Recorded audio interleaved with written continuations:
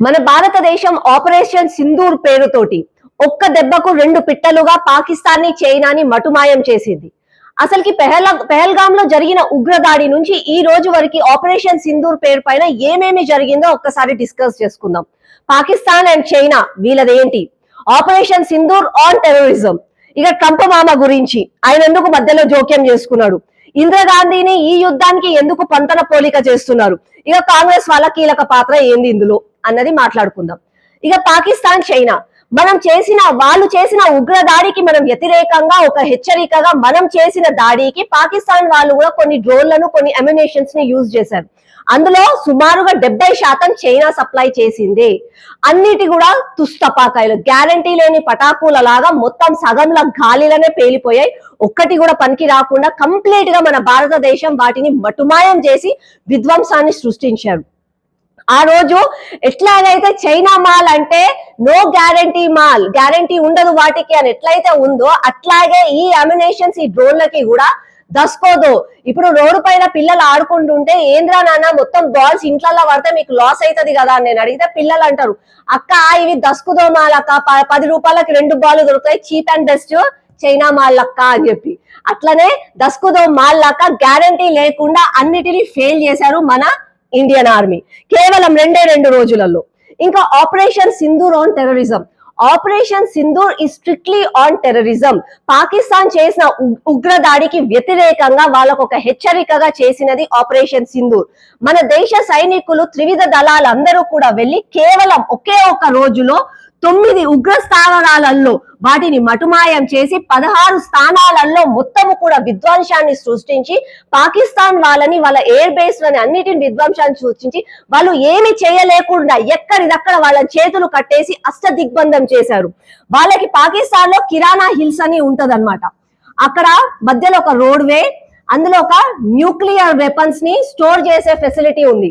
అయితే అక్కడి నుంచి రాకుండా మన వాళ్ళు ఎంత ప్రిసైజ్ గా రోడ్డుకి ఇటువైపు విధ్వంసాన్ని సృష్టించి వాళ్ళని complete lockdown within 2 days, 2 రోజులన్నలే లాక్డౌన్ చేసేసి వాళ్ళని ఏమి చేయలేకుండా వాళ్ళని కాలబైరానికి తీసుకొచ్చారు మన ఇండియన్ ఆర్మీ.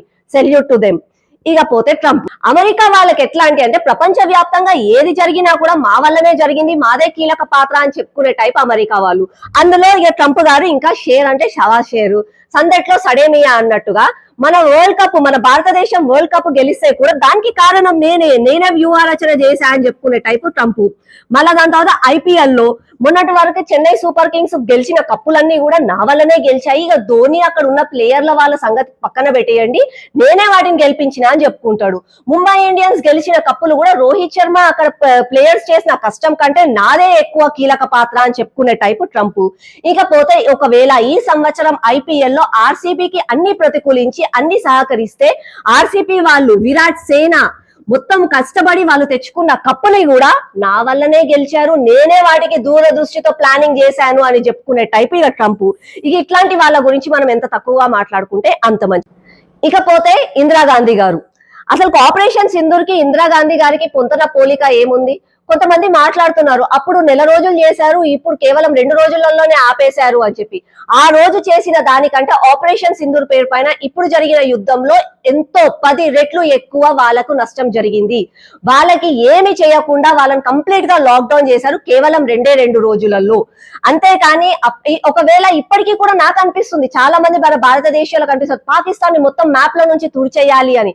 ఒకవేళ అలా తుడుచుకుంటూ పోతే పాకిస్తాన్ లో ఉన్న సివిలియన్స్ కి కూడా నష్టం జరుగుతుంది, దాంట్లో ఇంటర్నేషనల్ వాళ్ళందరూ కూడా ఇంటర్ఫియర్ అవుతారు, అది మంచిది కాదు. మనం ఆల్రెడీ ఫస్ట్ నుంచి క్లియర్ గా ఉన్నాం ఇట్స్ వార్ ఆన్ టెర్రరిజం అని. కాబట్టి ఇది ఇప్పటి వరకు ఆగింది, కానీ ఆపరేషన్ సింధూర్ కంటిన్యూ అవుతుంది. ఒకవేళ వాళ్ళు మళ్ళా ఏమన్నా చేస్తే వాటికి ప్రతిచర్య తప్పనిసరిగా ఉంటుంది. Operation Sindoor still continuous.